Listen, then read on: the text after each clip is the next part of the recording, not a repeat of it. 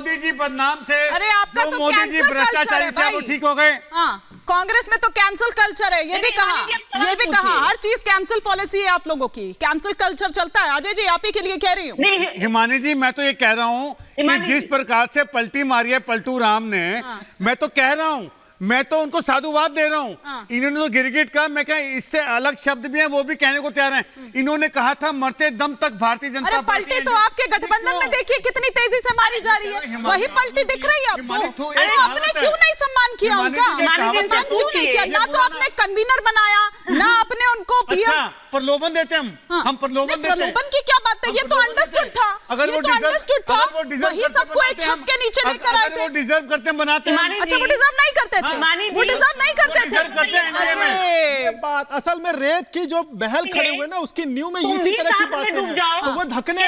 ठीक है हमें तो ठीक है वापस सरकार से हिमानी कहावत कह रहा हूँ, कहावत इससे अन्यथा नहीं लेंगे कोई भी डिबेट में जितने लोग बैठे हैं फूक के चाटना। ये देखिए इस तरह से नहीं,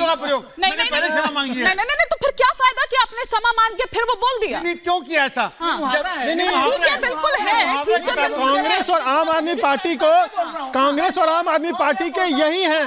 ठीक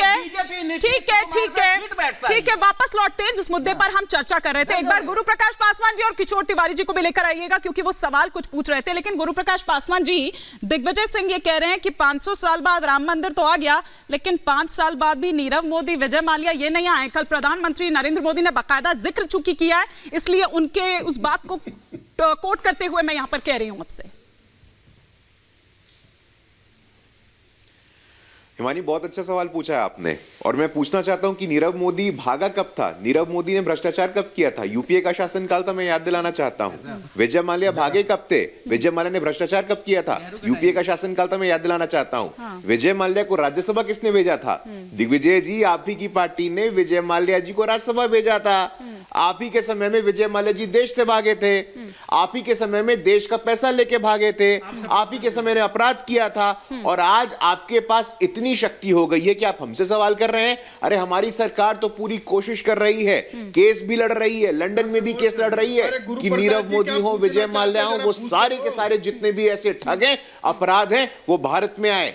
आपकी सरकार की तरह नहीं है कि अपराधी को राज्यसभा भेज दो। अरे आपकी तो फितरत ऐसी है। वॉल्टर एंडरसन का नाम याद है? भोपाल गैस ट्रेजेडी में हजारों लोगों की हत्या हो गई थी, हजारों लोगों की हत्या हो गई थी भोपाल गैस ट्रेजेडी में। अरे मैं जरा सवाल देखो, अरे बात सुनो, सच का सामना करने का शक्ति रखो आप।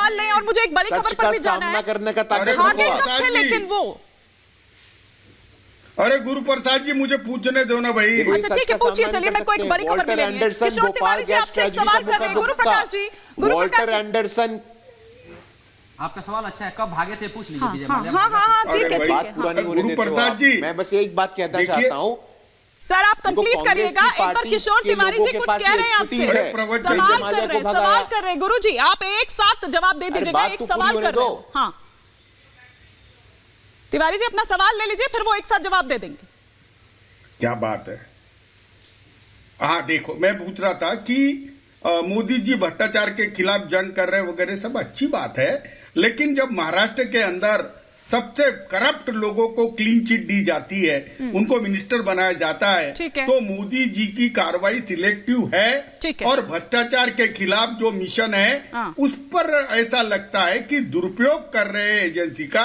गुरु प्रसाद जी मैं इसके लिए कह रहा हूँ, मैं कुछ ज्यादा बड़ी बात नहीं करता हूँ। जब आपने करप्ट लोगों को से मिलकर सरकार बनाई तो लोग थोड़े आशंकित हो गए आपसे कि आपका गुरु प्रकाश जी इसका जवाब दे दीजिए, फिर एक बड़ी खबर आ रही है। एक सिलेक्टिव हो गया। ठीक है, सिलेक्टिव अप्रोच है वो कह रहे हैं। नहीं देखिए हिमानी देखिए, अब तिवारी जी को मैं यही बताना चाहता हूं कि अजीत पवार जी आपके साथ थे तो क्या शुद्ध थे क्या?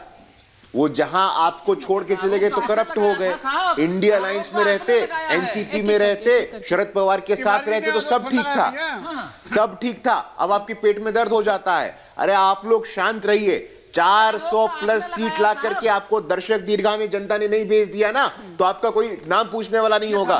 दर्शक दीर्घा में बैठने की तैयारी करिए, जाके दर्शक दीर्घा के अपनी सीट ब्लॉक कर लीजिए। आपकी वही स्थिति हो गई है, आपकी वही स्थिति हो गई है। जब आप देश में भ्रष्टाचार को शिष्टाचार का मॉडल बनाओगे तो दर्शक दीर्घा में भी बैठने के लायक नहीं रहोगे। आप बार-बार इस ये बात बोल को रहे हैं, क्या बर्दाश्त ये नहीं कर दम सकते बोल हो रहा है कि एक कामदार दम काम बोल रहा करने वाला है। का एक बड़ी बेटा। खबर, एक माफी के साथ रोक रही हूँ, प्रदीप जी आऊंगी। दिल्ली जल बोर्ड का ऑडिट करेगा सीएजी। इस वक्त एक बड़ी खबर आ रही है, दिल्ली हाई कोर्ट ने सीएजी को आदेश दिया है 2018 से 2021 तक ऑडिट करेगा सीएजी। और इस पर तो पहले मैं संजय जी से जवाब चाहूंगी, तब प्रदीप जी का रुख करूंगी। बीजेपी नेता हरीश खुराना ने दिल्ली जल बोर्ड की ऑडिट के लिए याचिका लगाई थी, जिस पर दिल्ली हाई कोर्ट ने यह आदेश दिया है। संजय जी क्विक रिएक्शन, फिर प्रदीप जी का रुख करूंगी। देखिए हिमानी जी, सीएजी का एक रिपोर्ट आया था, ऑडिट रिपोर्ट, अभी कुछ दिन पहले हम सबने पढ़ा था। और उस रिपोर्ट का हस्र क्या किया बीजेपी ने, ये बीजेपी के प्रवक्ता बताएंगे।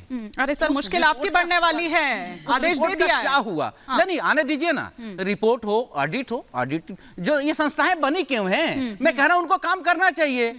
ये डर थोड़ा लग रहा है, ये कोई डर नहीं है, लेकिन बीजेपी के हाथ में नहीं खेलने देंगे, हम ये कहना चाहते हैं। सुनिए ना संजय जी, दिल्ली जल बोर्ड का मामला इतना हल्के में ना लीजिए आप, क्योंकि अभी पिछले हफ्ते ही मेरे ख्याल से 2 गिरफ्तारी इस पर हुई है। 2 गिरफ्तारी हुई है पिछले हफ्ते ही। आप सोचिए प्रदीप जी। मानी जी देखिए क्या है ना कि आपके प्रश्नों को जिस प्रकार से ये डक कर रहे हैं, जिस प्रकार से गोल पोस्ट चेंज कर रहे हैं, आप सवाल पूछ रहे हैं, तो सभी कर रहे हैं। नहीं, थोड़ा सा ये आम आदमी पार्टी वाले भैया जी जो हैं, तो मैं भाई साहब पूछना चाहूंगा कि 7 बार का राज क्या था? आखिर इतनी हिम्मत आई कहां से? कट्टर ईमानदार बनते थे, कट्टर हिम्मती भी बोलना शुरू कर दीजिए जब संवैधानिक संस्थाओं का नहीं करना था। अब मैं ये सोच रहा हूं, जो अभी अभी खबर आई है कि कोर्ट ने दिया है, कोर्ट ने इनके 3 बड़े नेताओं को अभी तक जमानत नहीं दी है। तो क्या अरविंद केजरीवाल जी के माथे पे पसीना आ गया होगा और टिश्यू पेपर अवेलेबल होगा कि नहीं होगा? उसकी तैयारी कर लीजिए। और ये बार बार जो जनता को भ्रमित करने का प्रयास करते हैं, दिल्ली में हम सभी रहते हैं और कितना हम झेलते हैं, समझते हैं। कौन सा ऐसा विभाग नहीं बचा जिसमें आपने घोटाला ना किया हो? शिक्षा ना बचा हो, स्वास्थ्य ना बचा हो, यहां तक पैथोलॉजी, वहां तो लोग छोड़ देते हैं। उनका महल भी, अरे वो तो, महल की साथ सज्जा संजय जी। अरे मैं ठंडी में जब बाथरूम में लोग जाते रहे होंगे तो निश्चित तौर पे याद करते रहोगे कि केजरीवाल जी का वॉशरूम में इतने एसी लगे हुए हैं, इसको लेकर सवाल बना दिया गया था। केजरीवाल जी का वॉशरूम सर्दी में सारे दिल्ली वासियों ने सवाल उठाया गया था शीला दीक्षित जी पर। हाँ, देखिए मैं तो हंस रहा हूँ। केजरीवाल जी का वॉशरूम ये कहा गया था कि उनके बाथरूम में एसी लगे हुए हैं। नहीं, दिल्ली में इतनी ठंडी पड़ती, दिल्ली में इतनी ठंडी पड़ती, केवल एक आदमी सुखी था इस ठंडी में, वो अरविंद केजरीवाल जी थे। संजय जी और बोल लो, चिल्ला लो तू। हाँ, नहीं आप देखिए, आतिशी जी भी जाने वाली हैं। बोलो।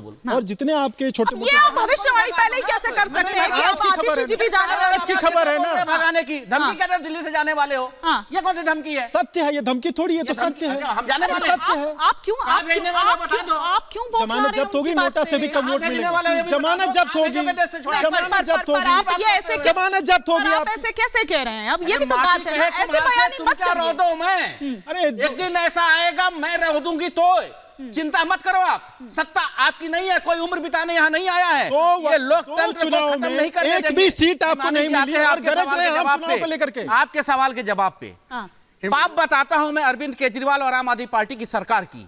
ये उनका पाप है कि दिल्ली के 2 करोड़ 2.5 करोड़ लोगों के बच्चों के लिए स्कूल की व्यवस्था की, उसने सबके लिए स्वास्थ्य की व्यवस्था की, सरकारी छोड़ के महिलाओं के लिए सम्मान किया, महिलाओं के लिए बस फ्री किया, हर क्षेत्र में काम किया। हर क्षेत्र में अरविंद केजरीवाल की सरकार ने काम किया है। इससे बीजेपी को डर है। 25 साल हो चुके हैं बीजेपी में, उनको कोई दिल्ली में कोई पूछ नहीं रहा बीजेपी को। उस दहशत है, डर है और अरविंद केजरीवाल को बदनाम करने की एक साजिश है।